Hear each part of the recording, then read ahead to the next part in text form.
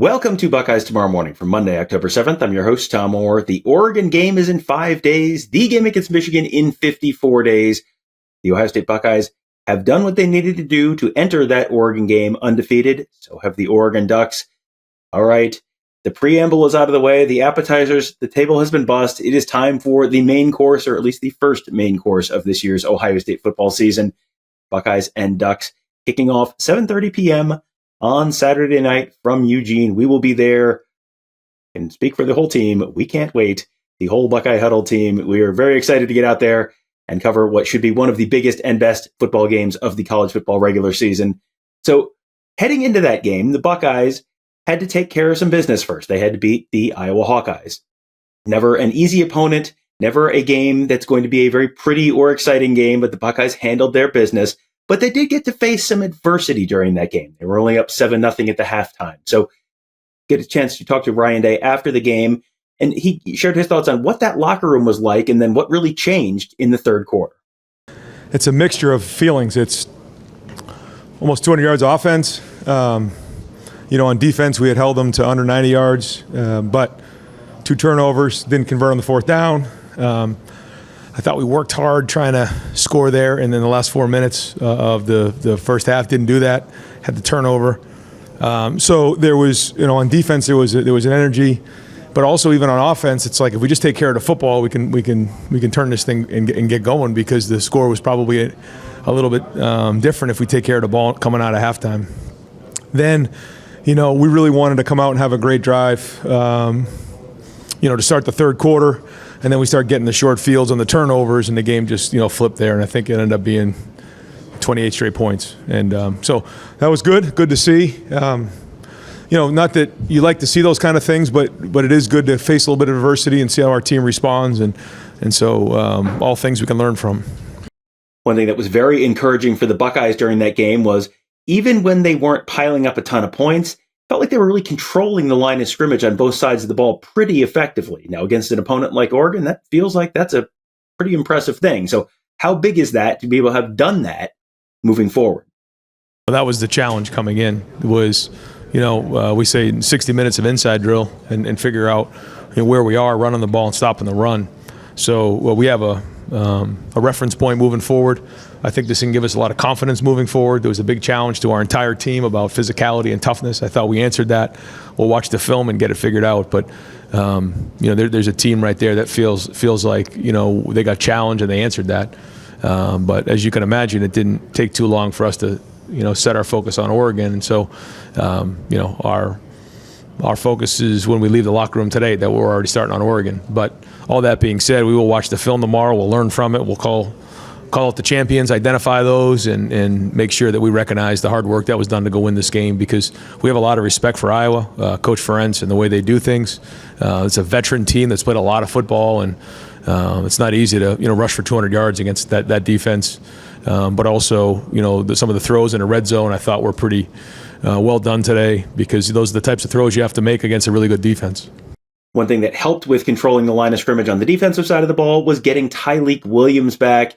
He was technically available last week against Michigan State, did not play. He was back, and back in a big way against the Iowa Hawkeyes. So how big was that in a game where they had to get, stop that inside run to have Tyleik Williams back on the field?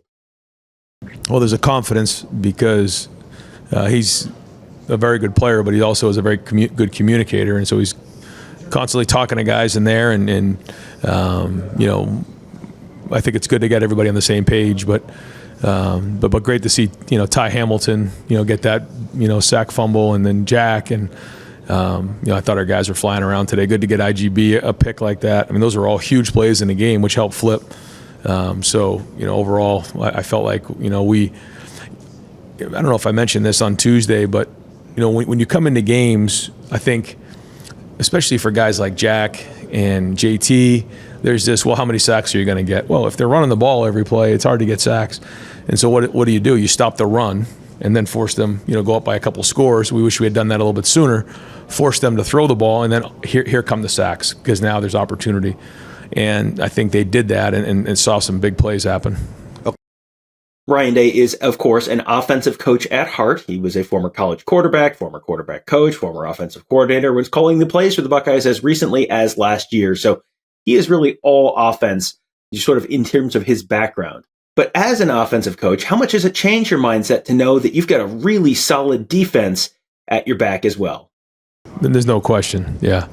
And it gives you confidence to go for it on a fourth down early in the game like that, because you feel like your defense is strong, and that's a big part of it. And yeah, to get the turnovers on a short field like that is just you're constantly playing downhill when that happens. So yeah, I mean those are huge in a game, and I guess the turnovers ended up 3-2 or maybe with the downs 3-3, but those were all really big plays in the game. So anytime we can do that, it's a game changer. Emeka Egbuka has gone through a lot of his career as a little bit of an underappreciated player for the Buckeyes. He always kind of gets a little bit lost behind the Marvin Harrisons or the Jeremiah Smiths, who grab a lot of the headlines, and rightly so. But Emeka Egbuka has just sort of been there, very consistent, very reliable for his whole career. He had a big game against Iowa, 3 receiving touchdowns. Is he someone who's maybe a little bit underappreciated outside of the program? Yeah, I think Emeka's one of the best receivers in the country, and it hurt him last year to have the high ankle sprain. But when you think about where he was, the year before, and now what he's doing now, you see a complete player. He's the captain of our team. He's a warrior.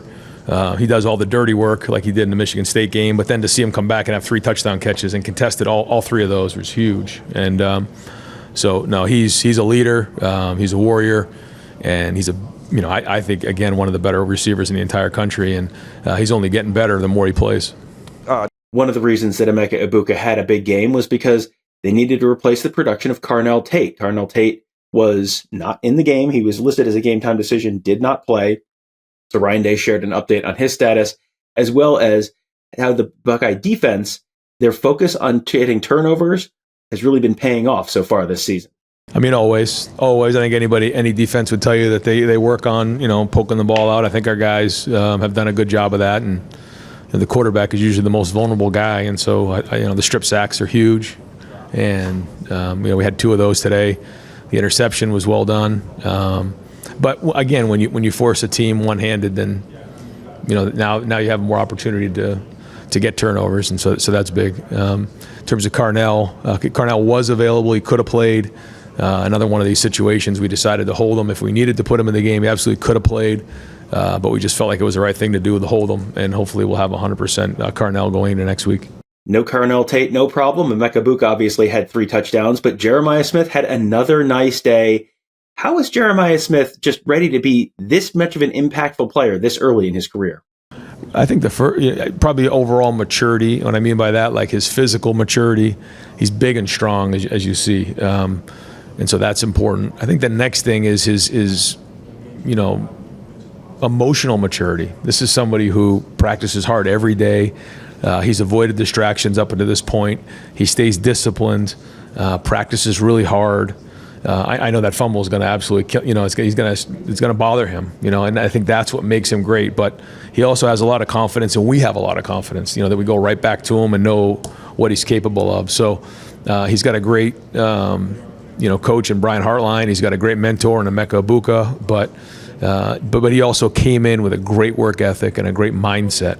But also, physically, he's big and strong, which allows him to get on the field sooner. Quarterback Will Howard did throw an interception on Saturday, but he had some good moments as well. So what does Will Howard get coming out of this game? Here was Ryan Day's answer on that. I think he's going to get confidence coming out of this game, but I think when you have a couple things you'd like back, you learn from those, and there's also he doesn't get rattled, and there's times where I even try to rattle him in practice, and he doesn't. I mean, he kind of looks, I got you, coach. All right, and that's a good sign for a quarterback, and I know he would like to have that throwback and a couple other things, but I thought, the throw to Jeremiah on the double move was excellent, and some of those throws down in the red area, the one in particular to Emeka in the corner of the end zone here on the close side was a tremendous throw and catch, and he did make some nice third down throws. And even the third down throw he made on 3rd and long, to get it to fourth and manageable. We probably were going to pooch there, but he got enough. Jeremiah got it to, I think, was it 4th and 2 or 4th and 3, and then he converts on the 4th down. I mean, those are huge plays. And then the red zone throws. So that's winning football. And then when you add that into, him making a few plays with his feet, that's sort of the X factor right there. Iowa has an identity for good and for ill, but on the good side, they generally are very solid along the line of scrimmage, able to sort of dominate in the trenches against a lot of opponents. That's why it was really impactful that the Buckeyes were able to sort of win that battle in the trenches on both sides of the ball. I mean, that was the challenge. Run the football, stop the run. And it starts with the guys up front. I thought the offensive line played hard.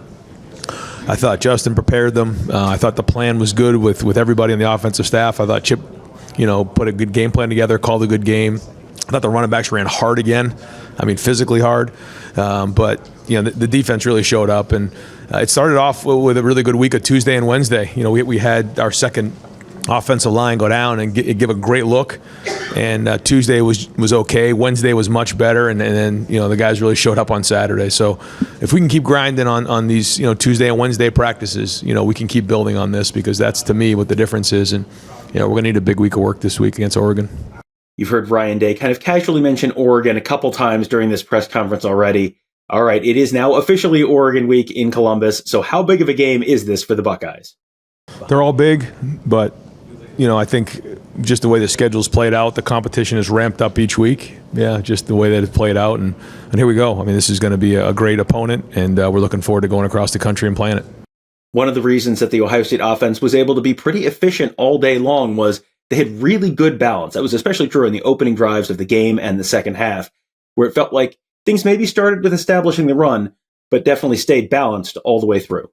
Yeah, I mean, we always want a good mix. And to your point, when the runs are hitting for 4 and 5 and the balls are being completed, that makes it easier. But you're right. I thought both of those drives were well orchestrated, well designed, and well executed. And I think that's when we're at our best, when you feel like, okay, you got some run, you got some pass, you're converting on third down. And that's what we're capable of, and that's what we expect. The Buckeyes were up only 7-0 at halftime over Iowa, but a couple of back-to-back plays by Jeremiah Smith really kind of changed things in the third quarter. Yeah, that was a big point in the game, and I think it was third and 6 or 7, and we caught them in a bracket coverage and executed that double move, and you only get a couple of those in practice where you can actually get it. But the key to me, I thought the throw and the catch was excellent, but the protection on a double move has to be really strong because it takes time. And I thought I'd like to see how much time that actually took on the watch. My guess is probably longer than 3 seconds. Anytime you get that kind of protection, that's huge. And so that was a challenge for the offensive line. We knew that on that play we could get a next play if we were able to hold on, and we did. And then Will and Jeremiah did the rest. And then to come right back with the one-on-one was a big time play. Yeah. The Ohio State linebacker unit has been a little bit of a concern at times this season, and it's sort of been some growing pains there as some of the new starters have sort of taken on a bigger role and just been adjusting to the position. But Saturday, it felt like Sonny Styles really took a step in his growth and his progression at linebacker. Yeah, they did. And you look at, Higgins for them, number 34, I think he had 171 tackles last year. How many inside zones has he seen in his life, And you think about where Eichenberg was, and you think about some of the great linebackers that are out there. They've played a lot, they've seen a lot. They're able to diagnose plays, and the more Sonny plays, the more he's able to learn and diagnose those plays faster. And Cody played strong in there. Arvell was in the mix. Safeties were strong. Lathan came up, made some plays. Caleb played well again. So they were all involved with it. But no, good to see Sonny get more and more of those reps, because every rep he gets is an investment in his future, and he'll play faster and faster the more he plays. Great. Well, that will do it for this show, but we're going to have many, many more shows coming for you this week at BuckeyeHuddle.com and YouTube.com/BuckeyeHuddle. We are in big game week mode, which means you're getting some bonus shows. We're going to have probably some extra live shows this week. Obviously, we have a lot of content coming for you from out in Oregon starting on Thursday night. The airlines willing, of course. We'll have plenty of coverage for you out there. This would be a tremendous week to make sure that you are subscribed at youtube.com/BuckeyeHuddle. Hit that bell, get notified every time we start doing a live show, every time we post a new video, because there's going to be a bunch of it this week, and I know you're going to want content, so we are going to be there at the Content Factory giving you lots of stuff to watch, lots of stuff to listen to this week. Also, this would be a great time to join BuckeyeHuddle.com as well. Got lots of coverage there as well. Our full team of insiders covering the team and recruiting and X's and O's and all that good stuff. Plus a really fun and active community on the Huddle board presented by Jeff Ruby's Columbus, all at BuckeyeHuddle.com. And we are running our membership sale right now, $4.99 for your first month. So if you want to give it a shot, this would be a great week to do it because, boy, there's going to be a lot to talk about at BuckeyeHuddle.com. That will do it for today. Thank you guys all for joining us. Have a great day. We'll talk to you tomorrow.